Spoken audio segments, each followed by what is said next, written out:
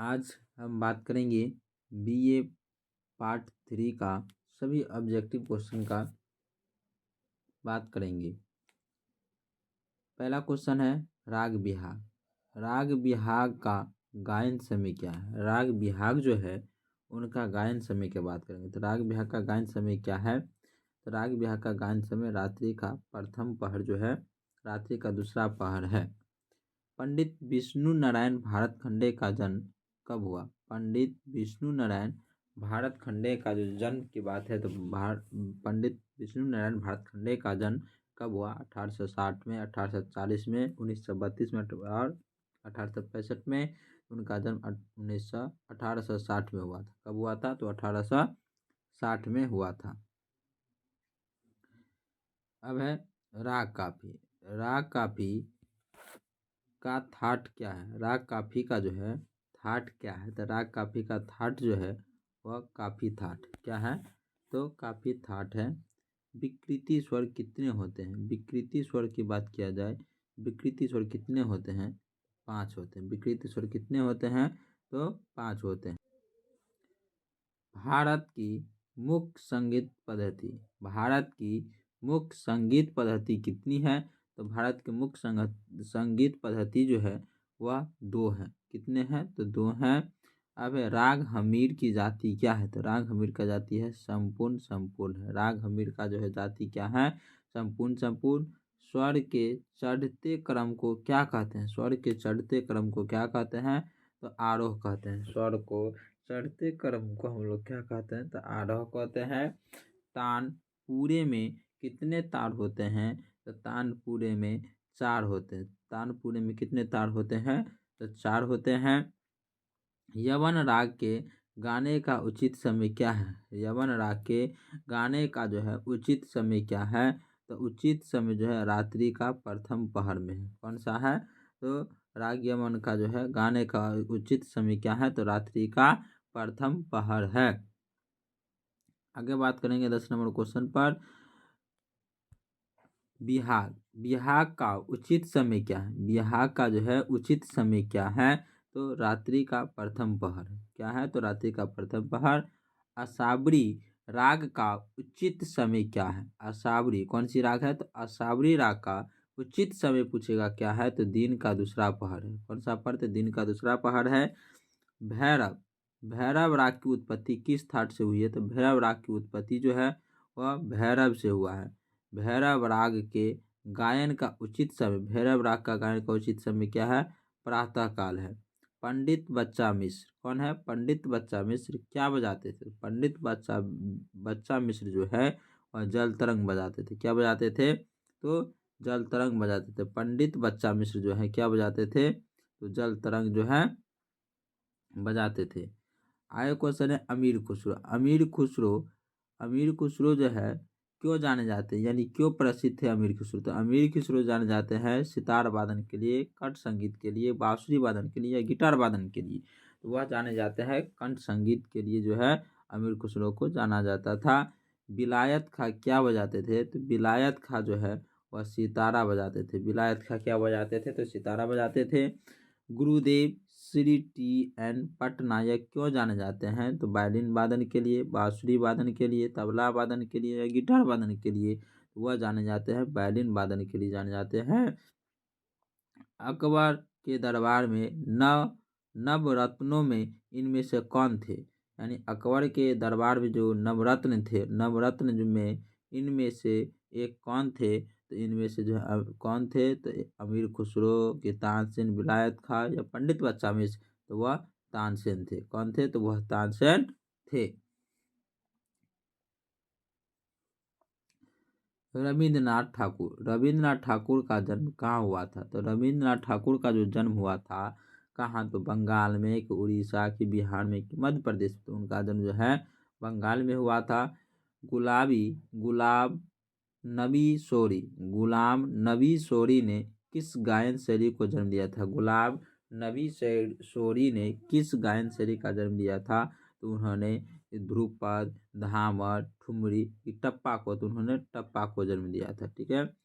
पंडित विष्णु नारायण पलुस्कर और पंडित विष्णु नारायण भातखंडे ने संगीत को क्या दिया? गायन शैली, ध्रुपद गायन शैली, स्वर लिपि पद्धति या इनमें से कोई नहीं। तो उन्होंने स्वर लिपि पद्धति दिया था। गंधर्व महाविद्यालय, कौन सी महाविद्यालय? गंधर्व महाविद्यालय कहाँ है? भोपाल में है, दिल्ली में, पटना में कि लाहौर में? तो वह जो है लाहौर में है। संगीत का संधि विच्छेद क्या होगा?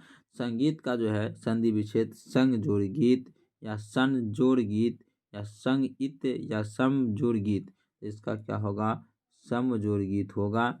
संगीत का संबंध किस वेद से है? कौन इसका? तो संगीत का संबंध है किस वेद से है? तो ऋग वेद से, साम वेद से, यजुर्वेद से, अथर्ववेद से। तो उनका संबंध जो है साम वेद से। कौन सी वेद से है? तो उनका संबंध जो है और कौन सी वेद से है?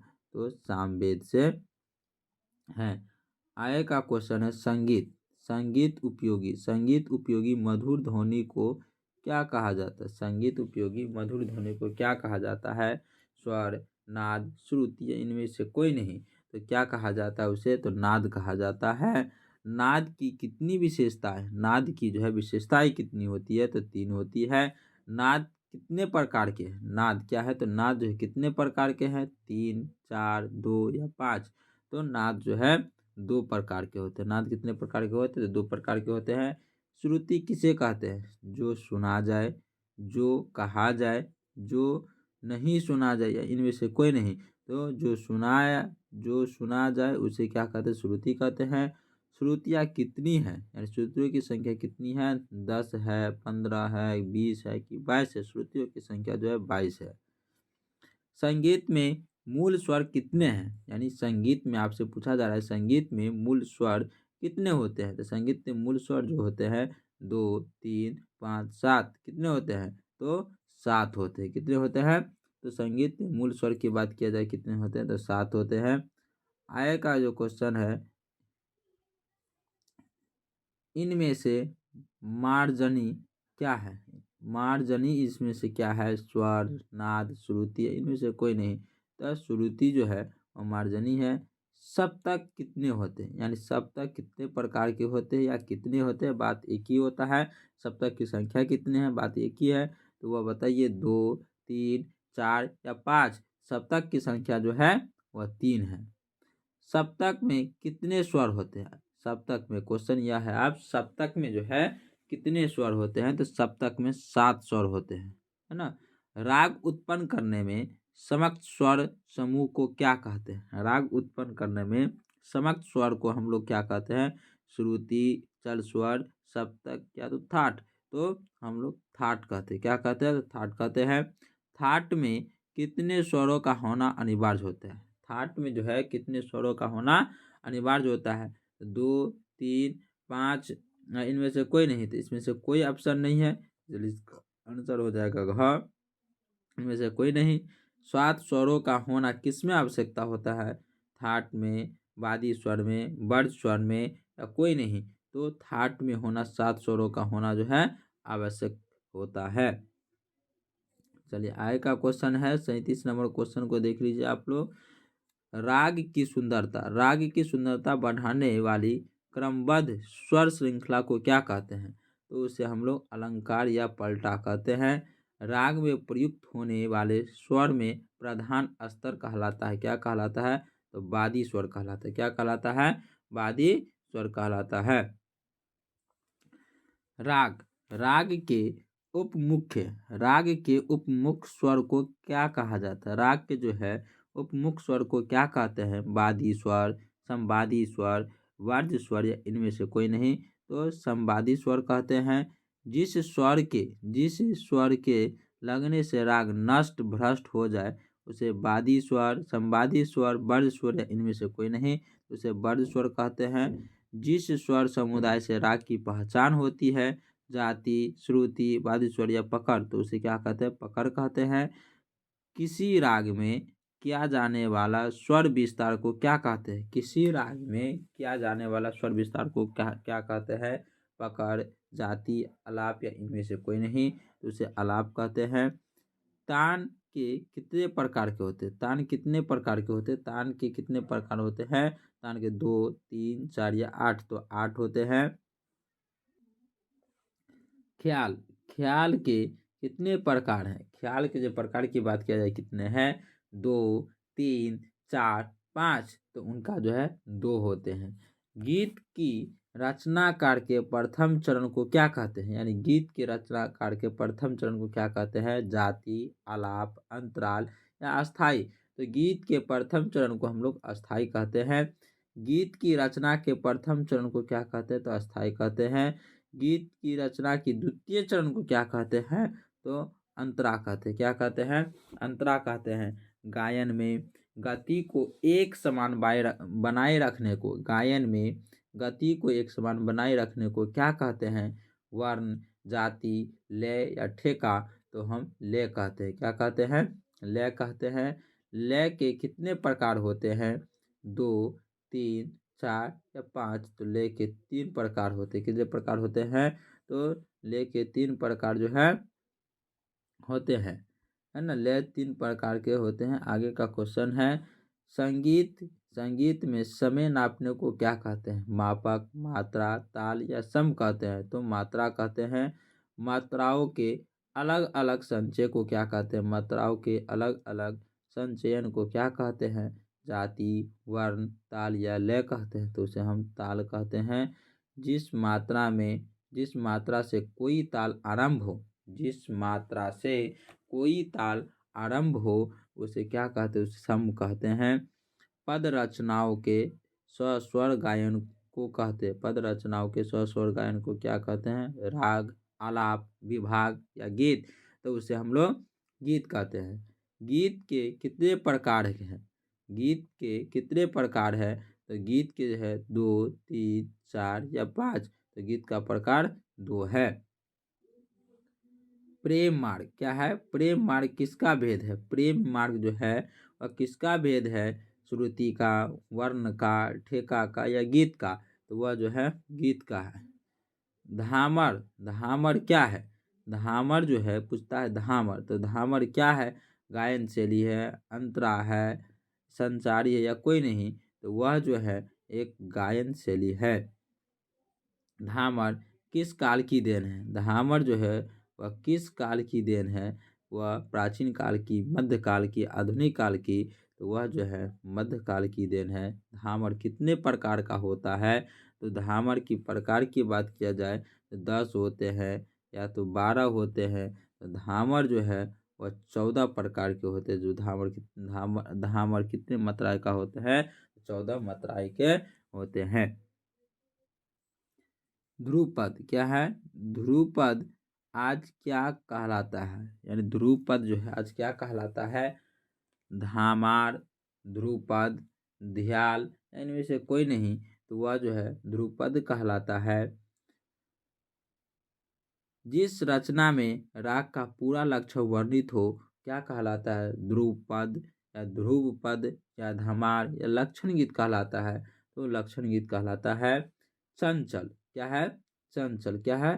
चंचल प्रकृति की गायन शैली कौन है? चंचल प्रकृति की गायन शैली पूछेगा आपसे कौन है? ध्रुवपद, धामार, ठुमरी या कव्वाली है? तो ठुमरी है। तान पूरे में कितने तार होते हैं? तानपुरे में कितने तार होते हैं?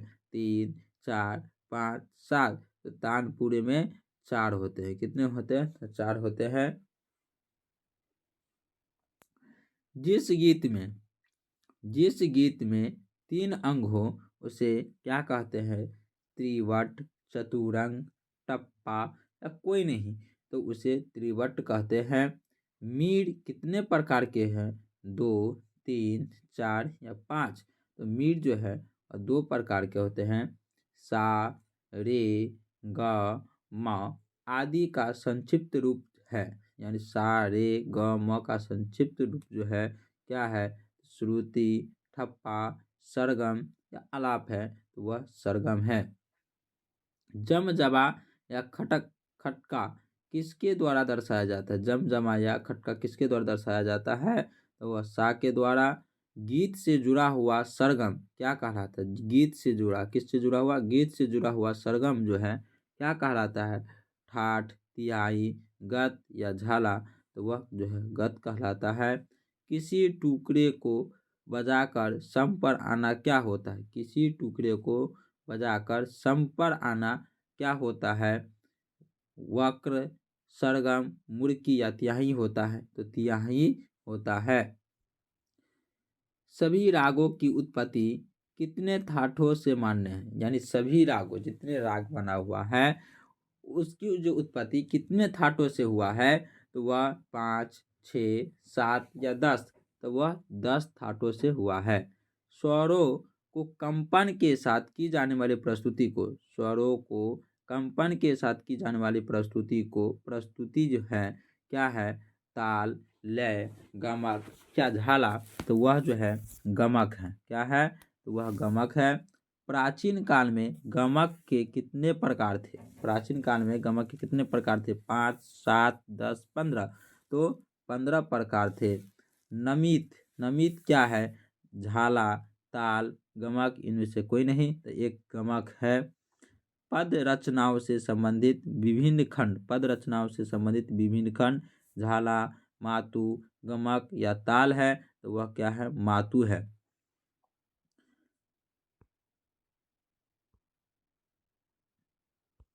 आय का क्वेश्चन है रविंद्र संगीत नाम की शैली के जन्मदाता कौन है? रविंद्र संगीत नाम की शैली के जन्मदाता गुरुदेव रविंद्रनाथ ठाकुर, पंडित रविशंकर, रविंद्र पटनायक या श्याम सुंदर मिश्र है? तो वह कौन है? गुरुदेव रविंद्र ठाकुर है। चतुर्दंड प्रकाशिका की रचना कब की गई? तो वह जो है 1065 में, 1500 में, 1660 में या 1900 में? तो 1660 में किया गया था। चतुर्दंडीय प्रकाशिका की रचना कब की गई? तो 1660 में की गई। चतुर्दंड प्रकाशिका किनकी लिखी हुई पुस्तक है? पंडित विश्वनाथ भारतखंडे, पंडित विष्णु दिगंबर पुलिस्कर, पंडित व्याकंठ मुखी, इनमें से कोई नहीं। तो पंडित व्याकंठ मुखी की लिखी हुई है।